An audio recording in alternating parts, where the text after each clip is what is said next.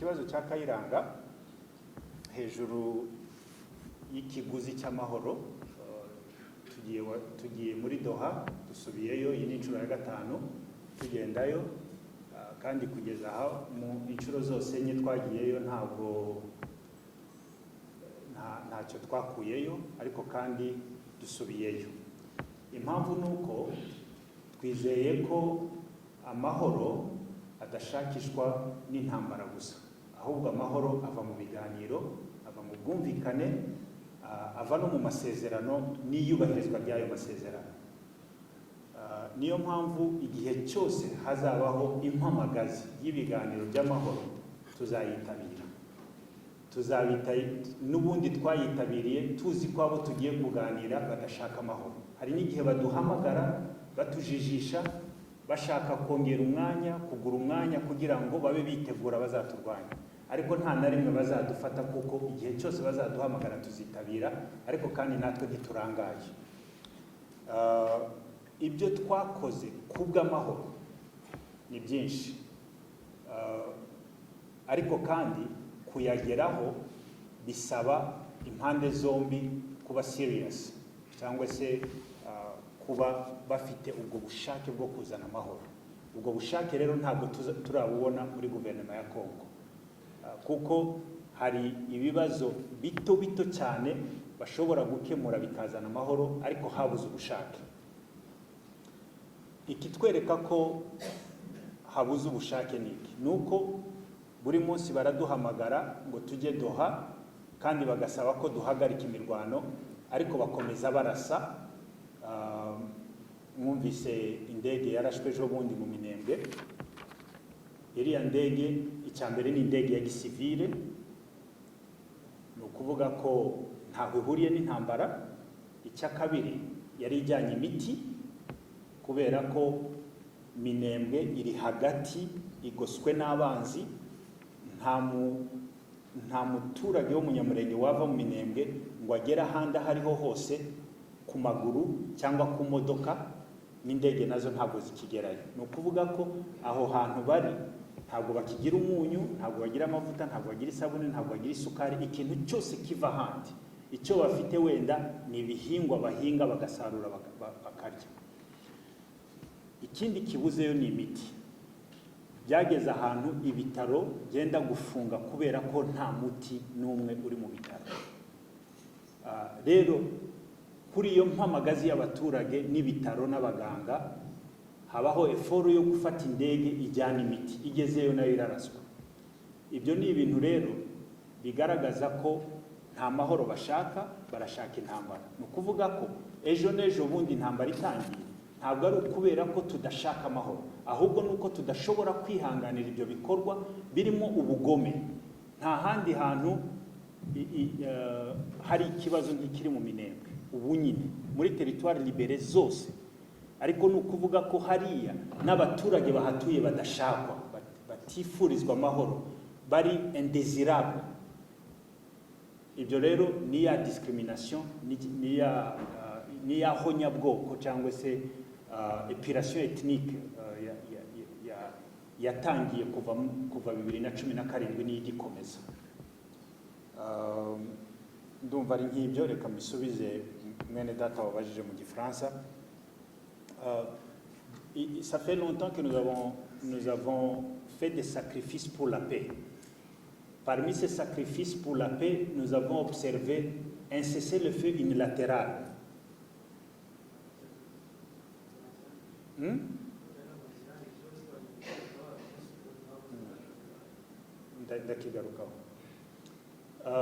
Nous avons observé un cessez-le-feu unilatéral.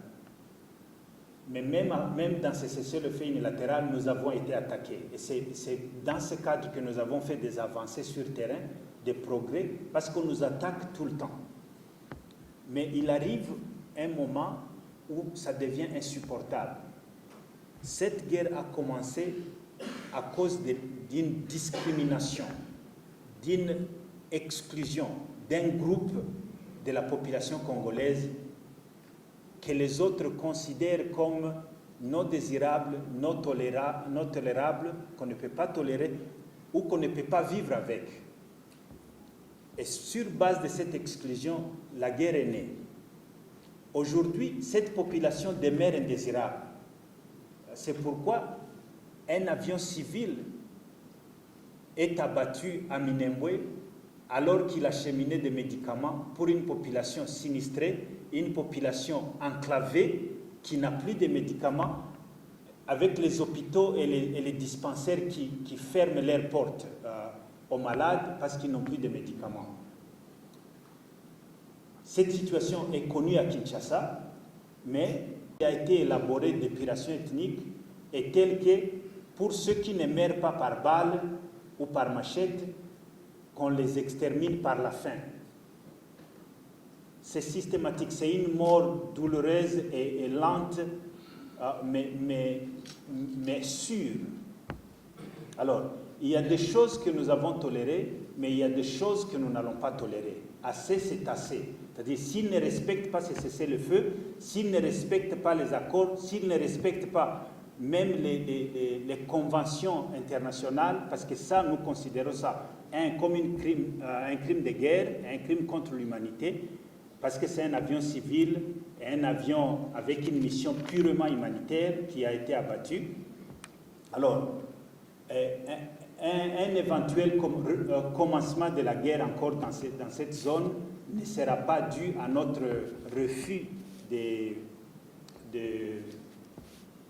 d'observer le cessez-le-feu, mais ça sera une réponse.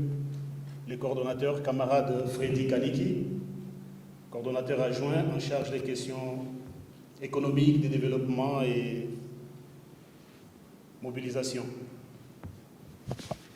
Nous voudrions à ce jour restituer la vérité sur les pourparlers des Doha. Vous dire les tenants et les aboutissants depuis qu'on a commencé. Doha 1, Doha 2, Doha 3, Doha 4. 4 épisodes déjà écoulés. Et bientôt, nous projetons Doha 5. Mais il s'est dit beaucoup de choses et des contre-vérités. Nous sommes en crise. Il y a un conflit armé entre notre organisation et le régime de Kinshasa. Nous nous sommes abstenus pour ne pas déformer la population avec des informations qui ne sont pas correctes, pour le besoin de protéger les caractères secrets de dialogue, afin d'aboutir à un résultat qui est pour le bénéfice et le profit de toute la population. Mais l'autre camp a profité pour inoculer les réseaux sociaux de tous les mensonges monstrueux, en commençant par les récents accords signés entre la République démocratique du Congo et la République du Rwanda, dans les accords de Washington.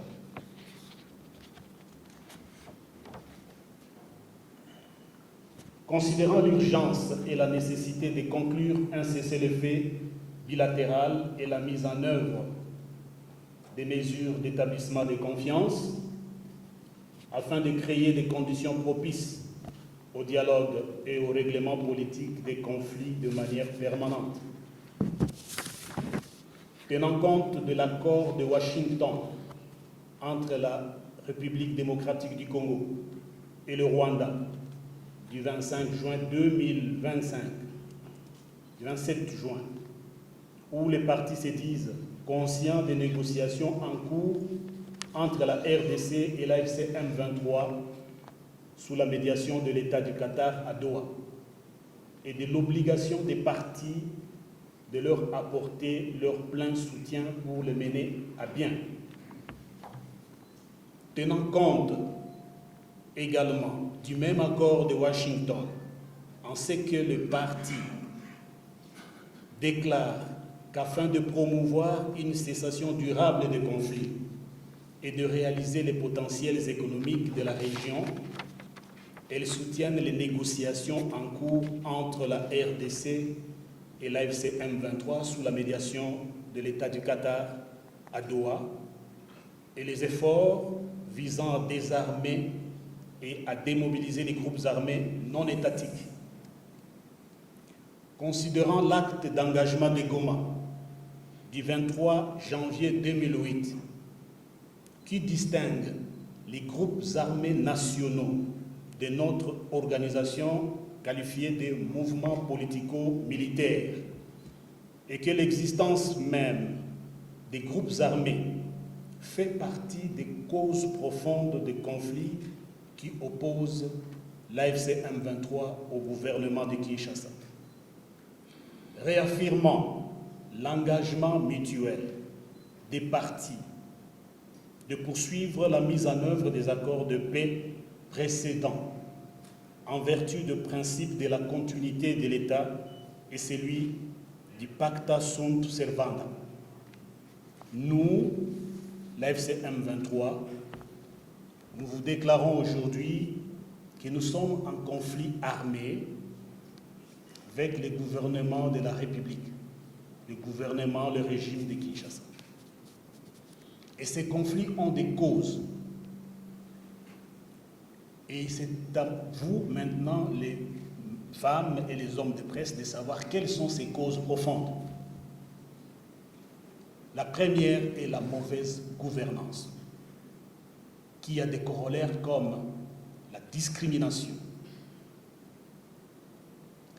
l'État failli, la non-application des différents accords précédents, Sand City en 2003, acte d'engagement de Goma de 2008, accord du 23 mars 2009, déclaration de Nairobi 2013. Une communauté internationale, parmi les causes profondes des conflits de la RDC, nous avons la communauté internationale qui évite de traiter les causes profondes des conflits.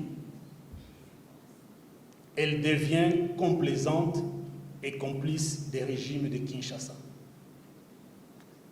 L'autre cause profonde, ce sont les groupes armés. Le pouvoir, le régime de Kinshasa, entre en collision avec les groupes armés pour perpétrer des affres et des exactions contre une partie de la population ou une zone linguistique. Hier, c'était contre la communauté Tutsi, en général, les Banyamulenge et les rwandophones. Et aujourd'hui, ça devient tous les swahiliphones. C'est parmi les causes profondes du conflit. Vous avez le tribalisme, une autre cause profonde du conflit. La personne qui vous parle ici a mené la délégation de l'AFC M23 à Kinshasa pendant 14 mois. Nous étions 3. En arrivant à Kinshasa, ils nous ont accueillis, mais ils ont dit il y a un seul Congolais et les autres ne sont pas des Congolais.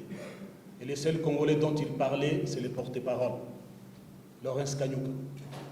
Ils ont banalisé l'exclusion, l'ethnicisme, la xénophobie, le refus de l'autre, le refus de reconnaître les personnes parlant Kinyarwanda comme des Congolais.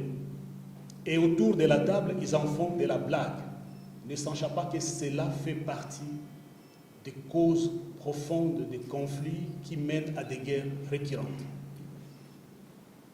Nous avons la corruption et le détournement des deniers publics. Celui qui détourne des millions, il est même porté haut, félicité, chanté et loué, alors que c'est lui qui tente ou avoir l'intention d'un petit vol larcin, il pourrit en prison. Il croupit pendant des années. L'illégitimité, c'est une autre cause profonde des conflits. Le peuple se choisit des dirigeants, mais les personnes choisies ne sont pas proclamées, en commençant par les parlementaires, les députés. Bon nombre de députés sont des personnes nommées. Ils ne sont pas l'émanation de la volonté du souverain primaire. Jusqu'au niveau, au sommet de l'État, vous avez suivi la vérité des urnes. Cela fait partie des causes profondes des conflits. Nous avons l'intolérance politique. En dehors de l'intolérance sociale, ethnique, tribale, il y a l'intolérance politique. Les opposants n'ont pas droit au chapitre, ne peuvent pas exprimer leur opinion. Ils ne peuvent pas porter une critique, positive soit-elle. C'est une autre cause profonde du conflit. Vous avez aussi la centralisation du pouvoir par Kinshasa. Il s'accapare de tout le pouvoir et prive les provinces qui jouissent des statuts des entités décentralisées, où il y a une forte décentralisation au pays, mais Kinshasa gère tout comme si le pays appartenait à une caste au pouvoir. Voici les causes profondes pour lesquelles nous nous battons tous les jours, et c'est là, même jusqu'à Doha, nous avons évoqué cela. Et nous avons même proposé des résolutions de ces conflits à travers le dialogue. Mais lorsque chaque fois vous êtes témoin, nous appelions au dialogue, le gouvernement, en commençant par le chef de l'État, nous avait réservé une fin de non-recevoir. Il l'avait dit et redit, jamais il négociera avec nous.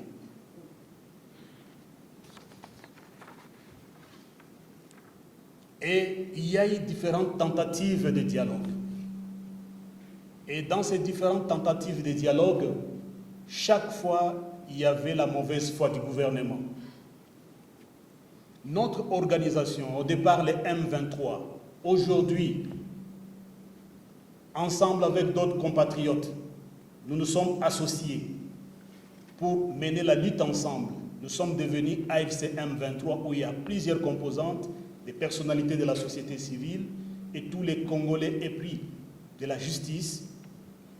Nous sommes mis ensemble pour faire face à la crise afin de trouver des solutions, mais des solutions pacifiques.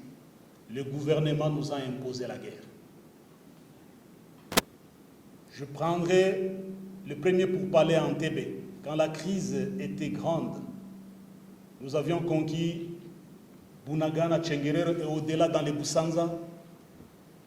Il y avait une réunion d'urgence à Kampala. On va nous demander de reculer. Nous avons reculé de 20 km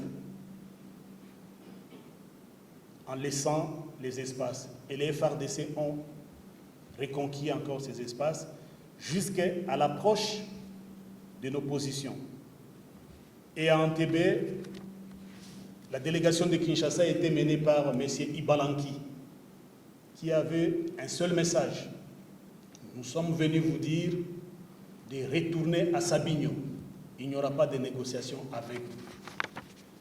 C'est parce qu'ils venaient d'avoir gain de cause en récupérant nos espaces que nous venons de reculer de 20 km qu'ils ont commencé à bomber les torses parce que nous étions encore proches de Sabinho.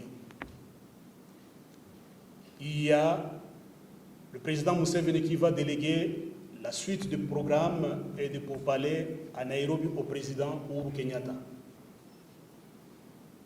Arrivé là-bas, les querelles intestines entre les camps du mécanisme national de suivi, chapeauté par Ibalanki, avec les hauts responsables, les représentants spéciaux du chef de l'État, Serge Tshibangou, ils ont fait capoter le processus. À tel point qu'à Nairobi, le temps que nous entrions dans la salle, les forces gouvernementales qui approchaient nos positions à Tchenguerero et Bubusa, à la paroisse, ils ont débordé même la position médiane, tampon, que maintenait la MONUSCO. Ils sont allés attaquer nos positions dans la colline de Bubusa. Quand nous avons répliqué, nous les avons repoussés jusqu'au pont de Rwanguba. Ils ont dit que nous avions violé et on a attaqué les FARDC. C'est en ce moment-là que la délégation de Kinshasa, menée par Serge Tshibangou à Nairobi, va refuser de se mettre autour de la table avec nous. Ils vont inviter d'autres groupes armés des Maï Maï, qui sont les alliés de Kinshasa. Ils ont continué le processus. Ces simulacres de dialogue, c'était pour qu'ils puissent gagner du temps pour se réorganiser. Certains parmi vous ici, parmi les journalistes, ils allaient jusqu'à 3 heures du matin sur les lignes de front, annoncer même les attaques imminentes contre nos positions. Au mois de février, il y aura le sommet de Bujumbura où les chefs d'État vont décider qu'on puisse dialoguer, parce que le président Tshisekedi avait demandé, après avoir eu des revers sur le terrain, ils vont dire on peut commencer les dialogues, mais à condition qu'ils reculent, qu'ils aillent dans les cantonnements. C'était au mois de février. À la résolution de ces chefs d'État, nous serons invités à Luanda, qui est notre tentative de dialogue. Nous partirons, la même équipe, avec les porte-paroles, jusqu'à Luanda. Le message était que nous devrions signer un cessez-le-feu. Nous avions mandat de signer le cessez-le-feu. Nous avions dit au président Lourenço, nous sommes prêts sous la table de signer le cessez-le-feu. Ils avaient invité la délégation de Kinshasa. Kinshasa avait refusé d'envoyer les délégués. Ils nous ont demandé, si vous signez le cessez-le-feu ici, nous allons amener la copie et Kinshasa va signer. Mais c'est Matondo, si vous le connaissez, qui était le conseiller spécial en matière de sécurité du président Lorenzo, est parti. Arrivé à Kinshasa, le président Félix Tshisekedi a dit il ne va pas signer le cessez-le-feu, mais il va instruire les commandants des troupes. M. Matondo est rentré et le 7 mars, nous avions signé un cessez-le-feu à Luanda. C'est ce qu'on appelle le cessez-le-feu de Luanda. Nous sommes rentrés. Luanda, dès nous sommes partis, ils nous ont dit Kinshasa veut qu'on puisse vous donner, comme nous ici avec l'UNITA, l'amnistie, les grades, et les politiciens, on va les intégrer dans la politique du pays, être des ministres. Nous leur avons dit que nous ne nous battons pas pour les grades, pour l'amnistie, nous ne nous battons pas pour l'intégration dans les institutions de la République, nous nous battons pour notre droit à l'existence. Parce que cette crise congolaise, ce conflit qui nous oppose contre le gouvernement de Kinshasa, est d'abord une crise identitaire. Le Congo n'est pas une nation. C'est un pays de plusieurs nations, une multitude de nations, où chaque ethnie, chaque tribu se constitue en une nation. Il n'y a pas de cohésion nationale. L'autre crise congolaise a un aspect de gouvernance. Il y a la mauvaise gouvernance. Et l'autre aspect, c'est l'aspect politique. Tous les politiques congolais ne sont pas légitimes. C'est le problème de l'illégitimité. Luanda 2 va échouer. Luanda 3, en arrivant là-bas, on nous dit, vous ne vous soumettez pas, vous ne vous cantonnez pas à Kindu, il y a des sanctions qui vont tomber. Et les sanctions ont tombé. Nous tous ici, nous sommes sanctionnés par l'Union européenne, par les Américains, par Kinshasa, et il y a même des condamnations à mort. Venons-en à Doha.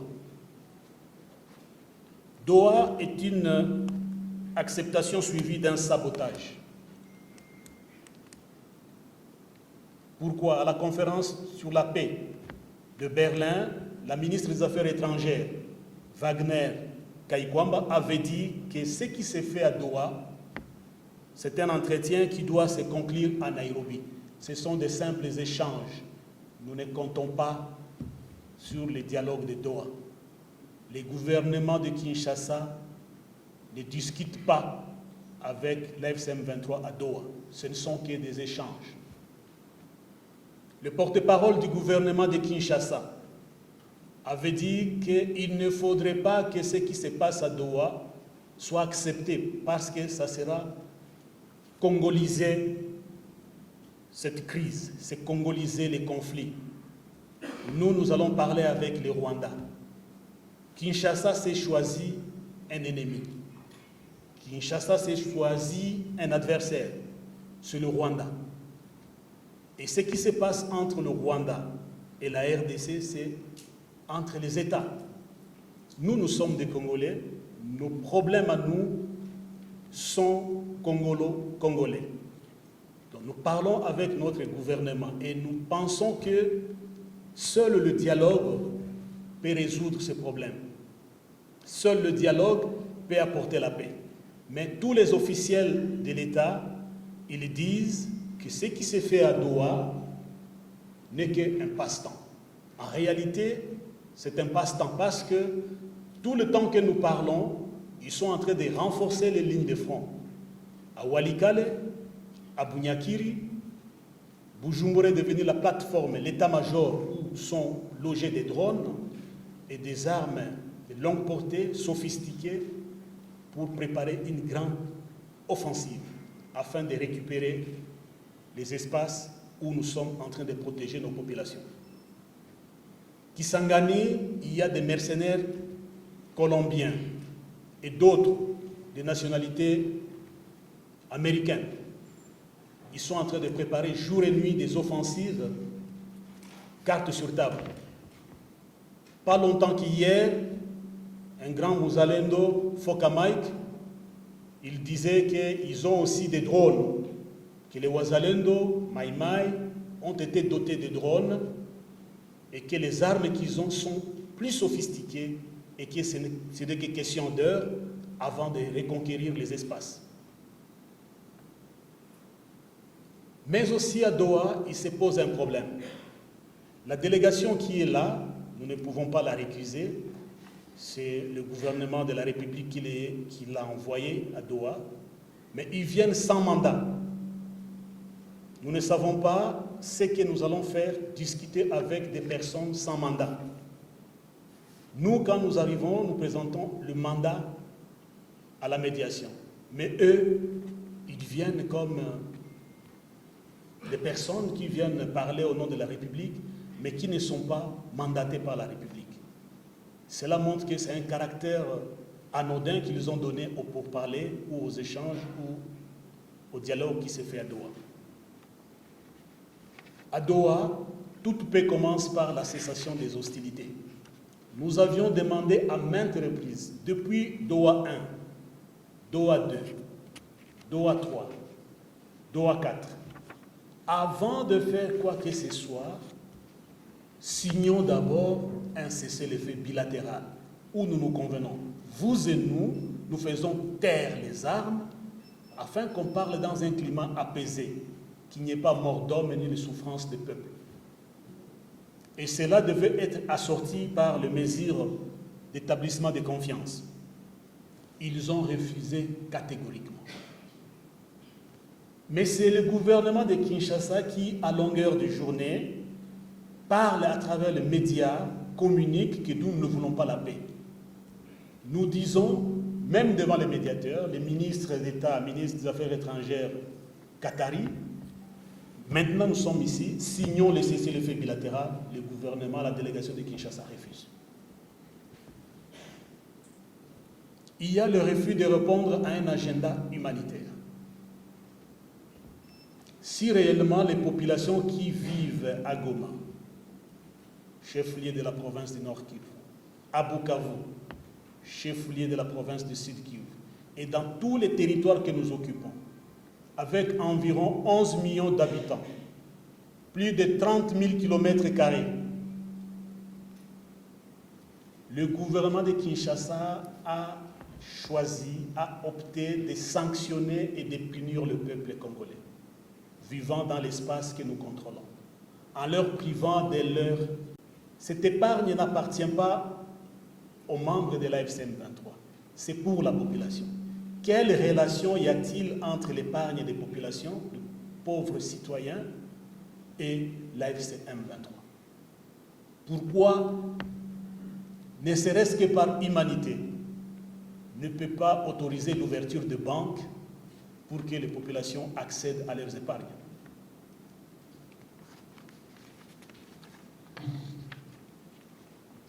À Doha, nous avons fait beaucoup de gestes de bonne foi.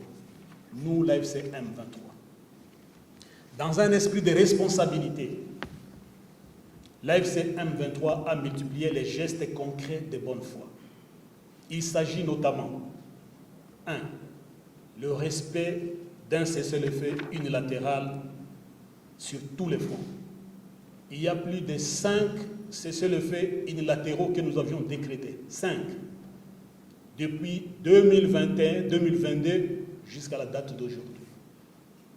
Vous êtes témoins, aucunement le gouvernement de Kinshasa n'a décrété un cessez-le-feu, à l'exception de celui qui a été contré ici à Doha, où nous avons signé un communiqué conjoint pour dire qu'on cesse les hostilités, pour permettre qu'il y ait le mesure d'établissement de confiance afin d'arriver à entamer un dialogue proprement dit. Deuxième geste de bonne foi que l'AFCM 23 a fait, c'est le repositionnement le 22 février 2025 de nos forces à Walikale pour favoriser la paix. Ils nous ont attaqués, nous les avons repoussés jusqu'à conquérir Walikale, d'ici et partout. Et pour favoriser les dialogues, nous avons manifesté ces gestes qui nous a été demandés. Et de bonne foi, nous avons repositionné nos forces. En quittant, comme d'habitude, ils sont revenus et ils ont réoccupé encore Walikale. Geste de mauvaise foi. Troisième geste de bonne foi que nous avions fait, la participation active aux discussions de Doha. Quand bien même que tous les officiels de Kinshasa répétaient qu'ils ne discuteront jamais avec nous, nous étions de bonne foi, nous nous sommes rendus à Doha pour parler avec eux. Quand bien même qu'ils sont en train de torpiller tous les efforts de Doha, étant là-bas, ils nous taxent toujours de terroristes, ils nous accusent de supplétifs, que ce soit les ministres de l'Intérieur, que ce soit les porte-paroles, que ce soit les différents communicateurs qui passent au point de presse des ministres des communications, tous nous traitent de moins que rien.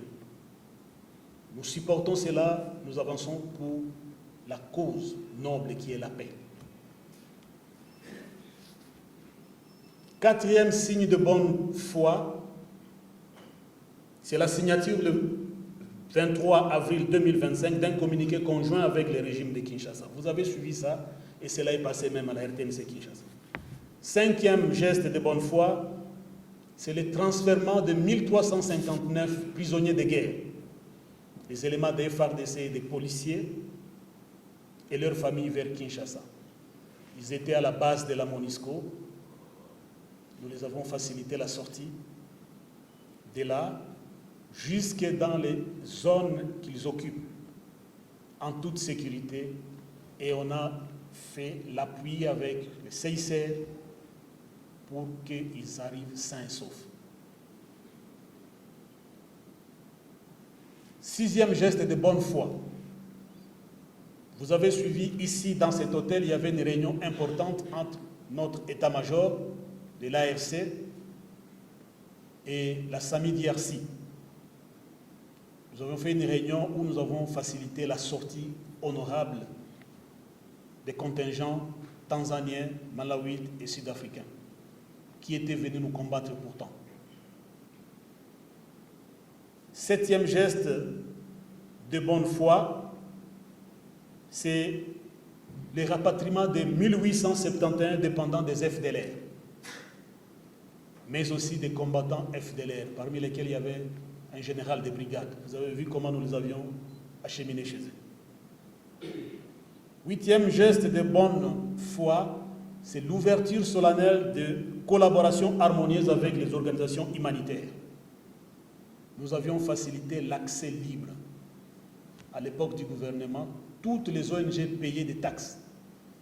À notre arrivée, nous avons supprimé toutes les taxes et nous avons fait libre circulation, libre accès dans les couloirs humanitaires de leur choix, où aujourd'hui les humanitaires opèrent sans entrave. Neuvième geste de bonne foi, nous avons créé un climat de désescalade avec la MONUSCO. Pourtant, la MONUSCO était une force belligérante. Elle était partie au combat, à Sake, à Nyiragongo, vous êtes témoin, où ils ont même eu des pertes en vies humaines, parce que chez nous aussi, ils ont causé des pertes en vies humaines. Mais avec la représentante de la MONUSCO ici, elle est venue parler avec notre hiérarchie. Maintenant, il y a un bon climat d'entente. Il y a eu la désescalade. Même si hier, on s'est tiré dessus. Deuxième geste de bonne foi de notre organisation, c'est la récupération, intégration ou démobilisation de certains éléments FARDC et Ouazalendo.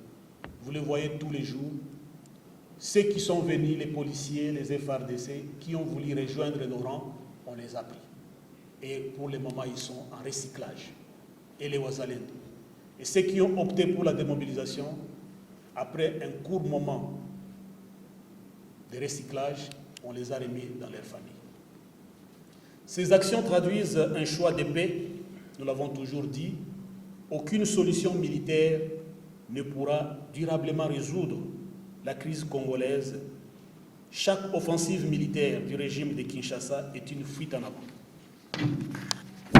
Son refus persistant de dialoguer est une trahison pour nos générations futures.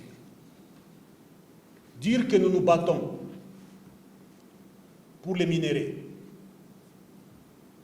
Vous avez vu parmi nos causes profondes des conflits, nulle part nous avons cité les minéraux.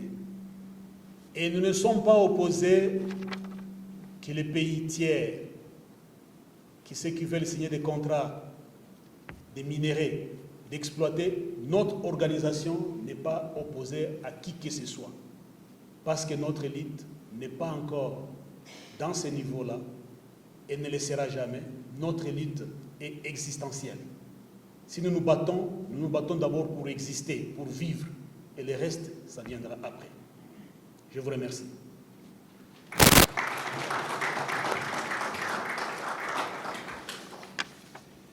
Nous vous remercions, camarades, secrétaire permanent de la Benjamin Boniba. Nous allons maintenant entrer dans une séance des questions et réponses. Alors, nous allons demander au protocole de nous aider avec le micro barrière. Et nous allons prendre une série de 5 questions et soyez libres de poser vos questions dans les langues que vous pensez que vous pouvez bien vous exprimer, que ce soit en français, en anglais, soyez des Kinyarwanda, Lingala, Tchouba, même le portugais, même le flamand. Nous allons les répondre. Alors, le protocole peut vous aider.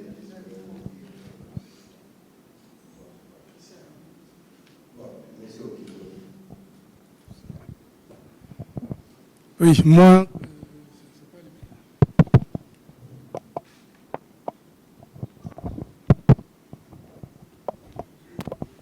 C'est pas allumé.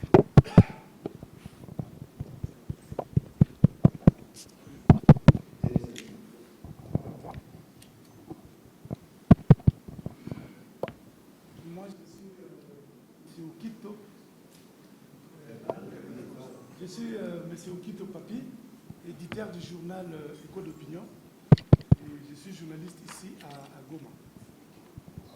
Monsieur le secrétaire permanent, j'ai peut-être 2 petites questions. La première, c'est de savoir, aujourd'hui, la population de l'Est, là où vous êtes, souffre énormément de la guerre. Vous avez déjà dit que vous avez fait beaucoup d'efforts. Et vous avez cité notamment certains points que vous avez déjà fait comme avancée. Mais le dernier point que le peuple attend, c'est la fin de la guerre. Est-ce qu'à Doha, on ne peut pas s'attendre à une fin de la guerre de la part du M23? Vous pouvez nous répondre?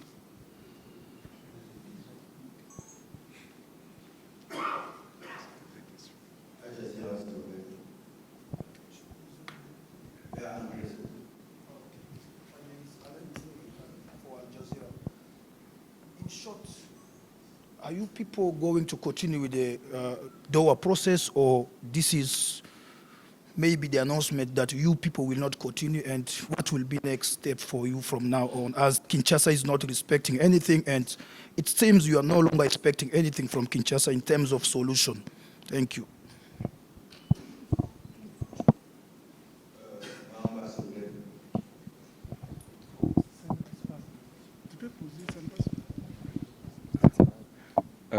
Bonjour, je suis Fiston Mahamba pour l'agence de presse Reuters et ma question va s'adresser principalement à l'équipe, à la délégation de l'AFC M23 qui était à Doha. La première question, c'est de savoir, est-ce que la médiation qatari vous a recontacté depuis la signature de l'accord entre le gouvernement congolais et le Rwanda pour Doha 5?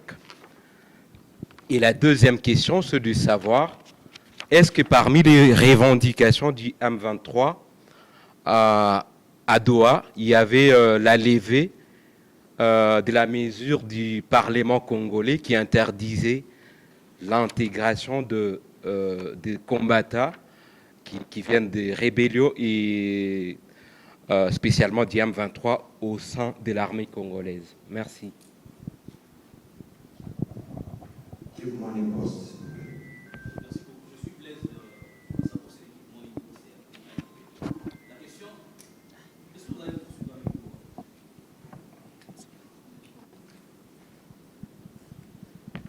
TikTok, s'il vous plaît. Moi, c'est Paulin Kibanou, je suis de la radio TikTok ici à Goma. Et ma question est la suivante. Depuis le mois de février, nous avons vu tous la crise économique qui s'est jetée sur la ville de Goma. La population n'arrive pas seulement à recevoir ce qui est de leurs épargnes, mais aussi il y a les frais scolaires qui n'ont pas bougé. Tout ce qu'on était en train de payer depuis le début de l'année scolaire, et c'est ce qui continue à être payé. Nous venons de suivre là que vous avez donné beaucoup de points d'acte de bonne foi, mais nous voulions aussi, la population voulait aussi savoir, est-ce que l'année prochaine, parce que nous ne voyons pas l'AFC quitter Goma, est-ce que le début de l'année prochaine, on va continuer à payer les mêmes frais scolaires qu'on a payés pour les écoles qui ne sont pas publiques, ou on va continuer, ou on ne va pas payer comme ça, mais on va continuer à payer avec des taux de 3200 francs ou 3500 francs par dollar? Je vous remercie. Merci. On attend d'abord que le chef de la délégation et la délégation puissent répondre aux questions et nous passerons à une autre série de questions juste après. Merci à vous, camarades secrétaires permanents. Benjamin Benima, la parole est à vous. Merci beaucoup pour la question. Merci pour la question, M. Okido. C'est vrai, la population souffre. Et tout ce que nous faisons, c'est pour la paix. Et parmi les gestes de bonne volonté, c'était pour arriver à cette paix. Et le début de la paix, c'est la signature de ce cessez-le-feu d'abord, pour que les armes se taisent. Et nous allons vous donner à la sortie d'ici les mesures d'établissement de confiance que nous avions mis sur la table. D'abord, c'était que le chef de l'État reconnaisse ce qui s'est fait là à Doha. C'est-à-dire, officiellement, solennellement, dire qu'il reconnaît les pourparlers de Doha, afin qu'il puisse envoyer une délégation avec mandat qui engage la République démocratique du Congo. Ça, c'est un. De deux, nous risquons de travailler et aboutir à un accord à Doha, mais qui ne sera pas légitime et légal. Parce qu'au Parlement, il y a une loi qui avait interdit tout dialogue, toute négociation avec l'AFC M23. Nous avions demandé que Kinshasa, par geste de bonne foi, afin de mettre fin à cette guerre, que puisse lever cette mesure-là au Parlement, afin que l'accord qui sera sanctionné à Doha, qui sanctionnera les pourparlers de Doha, puisse être applicable et valide et accepté par les deux parties. Sinon, nous risquons de conclure un accord et après ils vont dire nous ne reconnaissons pas cet accord parce qu'il y avait une loi qui refusait cet accord-là. Troisièmement, nous avons dit, parce que nous cheminons vers la paix, nous sommes tous des Congolais, il y a des mandats d'arrêt, des poursuites judiciaires qui pèsent sur les membres de l'AFCM 23. Que toutes ces poursuites soient levées, que tous ces mandats soient annulés. Cela montrera que réellement Kinshasa veut la paix. Il y avait cet aspect qui touche la population qui souffre, l'ouverture de banques pour que l'économie soit relancée, que les populations vivent, jouissent de leurs biens, de leurs droits. C'est un simple mot, une simple décision. Demain, les banques ouvrent et les populations commencent à accéder à leurs comptes. Nous avions demandé que les discours de haine, pendant que nous parlons à Doha, pendant que nous dialoguons, ils continuent à nous traiter de vauriens, de n'importe quel nom, je ne vais pas citer ici, qui est quand même cette construction de confiance pour que les gens se respectent. Vous avez trouvé dans nos communications, jamais, alors jamais, l'un de nos membres a porté des préjudices ou des injures vis-à-vis de nos partenaires, parce que nous savons que ce sont des partenaires de paix avec nous. Nous avons cette retenue-là. Nous avons cette réserve-là. Et cela, ça va construire un climat de confiance entre les deux parties qui sont en train de négocier, qui sont à la recherche de la paix. Il y avait aussi, parmi les mesures, cette stigmatisation, cette discrimination. Il y a des gens, aujourd'hui à Kinshasa, à Lubumbashi, à Mbujimayi, je vis un chef de groupement a demandé à son taxateur d'aller taxer les swahiliphones. Un Tutsi aujourd'hui à Kinshasa ne peut pas faire 5 mètres si on ne le lapide pas. Un rwandophone en général, il ne peut pas accéder au passeport. Nous avons dit que ces mesures de discrimination cessent, que les gens aussi qui vivent dans l'espace que nous contrôlons, que nous protégeons nos populations, puissent accéder aux mêmes droits que ceux qui sont ailleurs. Parce que nous ne sommes pas un pays à part. Nous sommes au Congo. C'est pourquoi il y a les emblèmes du pouvoir. Il y a l'hymne national qu'on a chanté. Il y a le drapeau. Nous respectons tout. Mais que Kinshasa nous considère comme des Congolais et non comme des étrangers. Et je pense que tout son espoir était fondé sur les accords de Washington. Et lorsqu'à Washington a dit, les deux parties doivent travailler ensemble pour soutenir les pourparlers de Doha. Cela montre que le problème est congolais, le problème n'est pas étranger. Même au niveau de Togo, les chefs d'État disent au président Tshisekedi, le problème que vous évoquez ici est à 90% interne, c'est un problème congolais. Donc, nous avions demandé, nous avons plus de 700 personnes, des personnes qu'on a arrêtées vaille que vaille, le traitant des amis aux membres de l'AFC ou bien des collisions avec l'AFC, ce sont des personnes innocentes. Nous avons demandé que Kinshasa libère ces personnes-là. Nous avons libéré presque les doubles, 1300 et quelques. Mais en contrepartie, pour construire la paix, pour construire cette confiance, on a demandé de libérer ces personnes. Parce qu'ils parlent déjà avec nous. Ces personnes-là souffrent pour rien. Donc ils sont des victimes. Voilà un peu tant de mesures, M. Okito, que nous avions dit pour un peu soulager la souffrance des populations, afin que l'économie marche, que l'éducation aussi fonctionne. La deuxième question, c'était en anglais de Al Jazeera, je passe la parole à Corda Freddy. I will respond to the question in English. First of all, because it was asked in English, but also I will respond to the question in English. First of all, because it was asked in English, but also to allow the English-speaking audience to have a sense of what we are here about. The question was, are you continuing with Doha? Since Tshisekedi doesn't seem to respect anything, and are you expecting anything from this 5th trip to Doha? Let me just say that it has been obvious now to us and to the mediators that there is a deliberate neglect of Doha.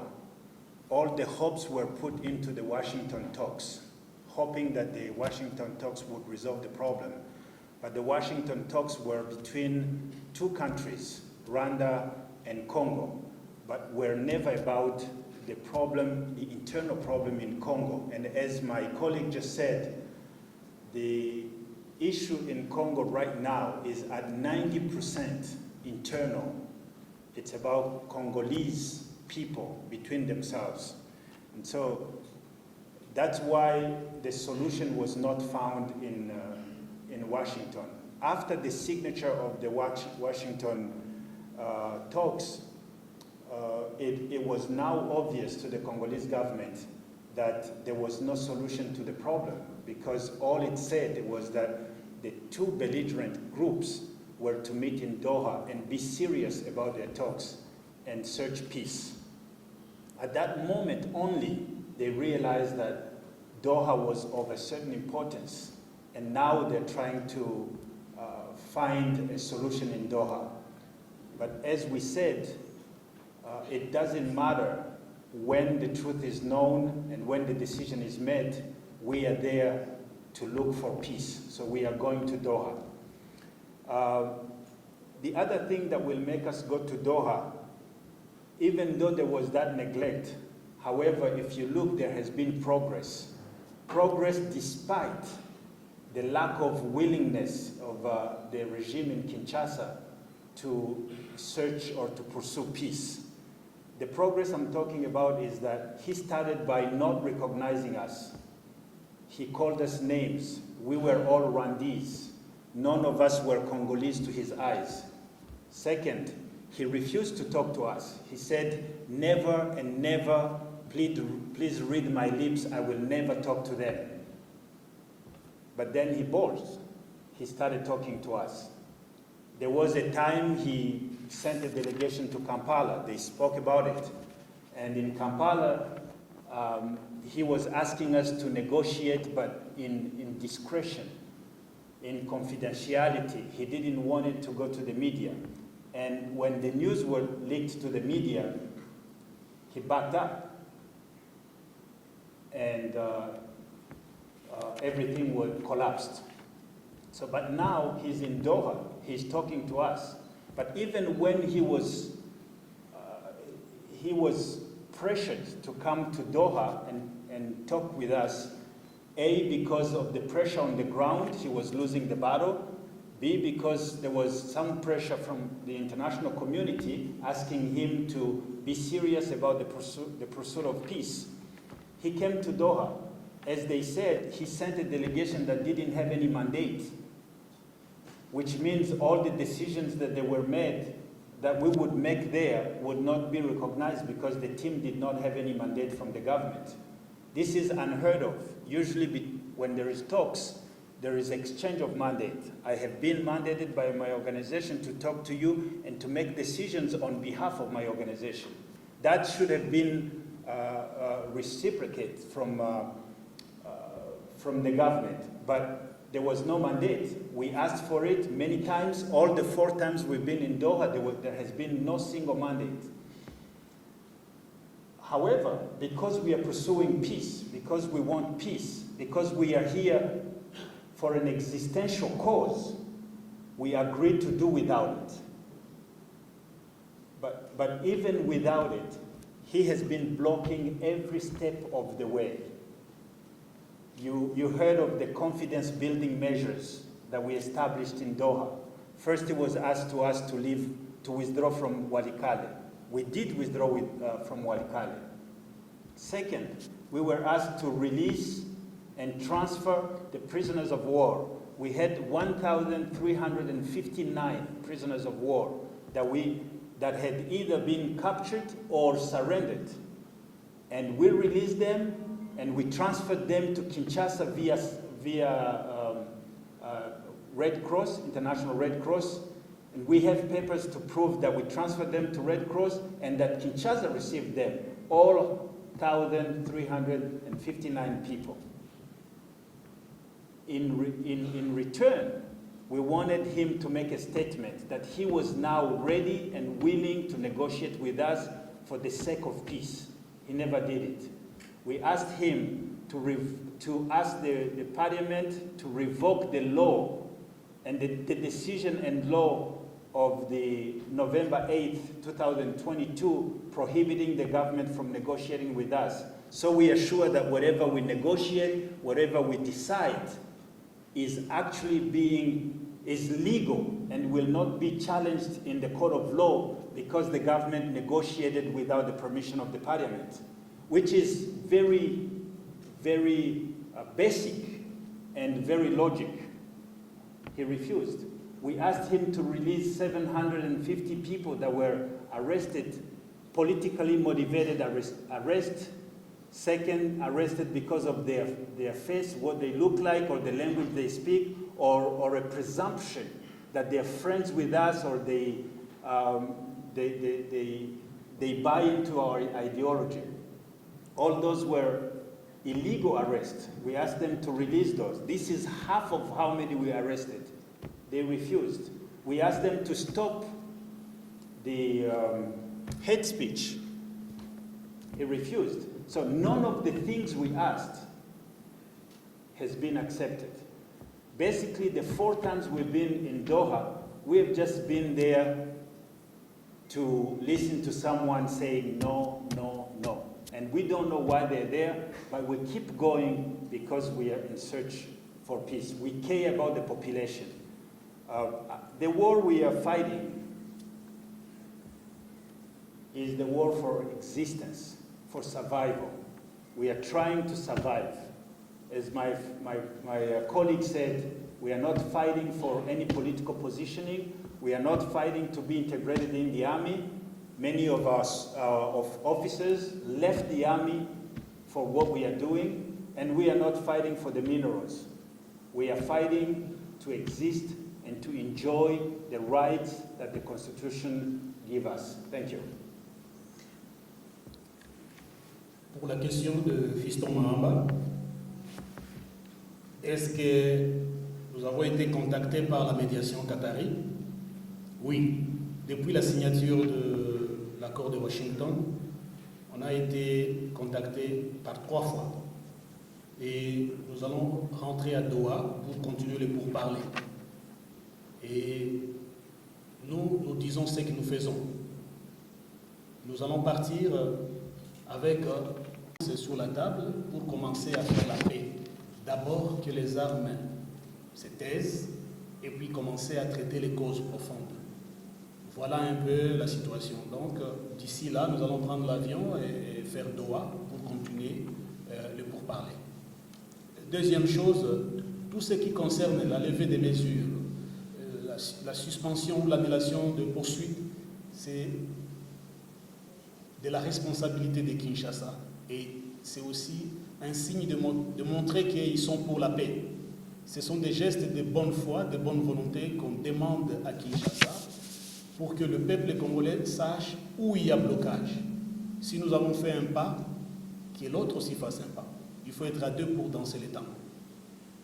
Donc, en rentrant à Doha, nous allons remettre encore sur la table ces mesures d'établissement de confiance. Que les banques soient ouvertes pour que les populations bénéficient de leurs comptes. Que les discours de haine, discrimination cessent. Et que nos populations puissent avoir le libre accès. Les populations dans les zones sous contrôle du régime de Kinshasa arrivent dans nos zones. Ils s'approvisionnent dans nos zones. Lorsque nos populations quittent nos zones pour aller dans les zones gouvernementales, ils sont arrêtés, ils sont traités d'espions. Que cela cesse, parce que nous voulons faire la paix. Et pour faire la paix, il faut des concessions. Donc, nous allons revenir à Doha avec le même mesure d'établissement pour que Kinshasa manifeste cette fois-ci le signe de bonne foi, qu'il veut réellement la paix. Il n'y a pas de la magie. Nous ne sommes pas là pour demander la balkanisation ou un espace quelconque comme Kinshasa le prétend. Il a même induit tout le monde en erreur. Vous avez trouvé partout ici, vous êtes des journalistes et vous passez, nulle part il y a l'intention, même derrière la tête, de faire quoi que ce soit sur un prétendu balkanisation. Donc c'était aussi la question de celui qui a demandé si nous allons poursuivre les pourparlers à Doha. Pour M. Paulin Kibando de Tic Tac, concernant les frais scolaires, il y a à l'AFC des personnes qui sont en charge de l'éducation, santé, dans ces clusters-là. Ils sont en train d'étudier ces problèmes avec les partenaires de l'éducation pour qu'on puisse trouver une solution. Vous vous rappelez, on avait fait tout le moyen possible, tous nos efforts pour que les examens d'État aient lieu. On ne va pas pénaliser l'éducation, les enfants, parce que les enfants, l'éducation, la santé est apolitique. Tous les personnels de santé, tous les enseignants, toutes les universités doivent être pris en charge par l'État congolais. Parce que nous sommes des Congolais, il n'y a rien de nouveau que nous demandons si ce n'est la paix, la vraie paix, et jouir de nos droits en tant que citoyens congolais. Que ces problèmes identitaires, ces problèmes de stigmatisation, ces problèmes de détournement de deniers publics, ces problèmes de tromper derrière l'incompétence et le vol et le détournement, mettre ça au dos de notre pays, faire des fixations sur un pays voisin, alors que tout s'est fait à Kinshasa par des Congolais et non par les Rwandais ou les Burundais ou les Ougandais. Donc, nous voudrions que aussi il y ait le désarmement de ces groupes armés, Ouazalendo, Maïmaï, qui sèment la terreur et la désolation. Nous voulons que la communauté internationale ait un langage clair, pas de faux fuyants. S'ils poussent qu'il y ait un accord, qu'ils accompagnent aussi la mise en œuvre de cet accord. Et non seulement pousser un accord, après, ils abandonnent le processus, ils abandonnent les partenaires qui ont signé l'accord de paix, et le cycle infernal revient toujours, la violence revient. Voilà un peu pour la question de Paulin Kibando. Pour l'éducation, on prendra toutes les dispositions pour que les populations soient soulagées, tant peu soit-il. Merci. Merci beaucoup. Nous passons à la deuxième série de questions. Nous avons une question ici. Le protocole, si vous pouvez aider au niveau de la dernière série.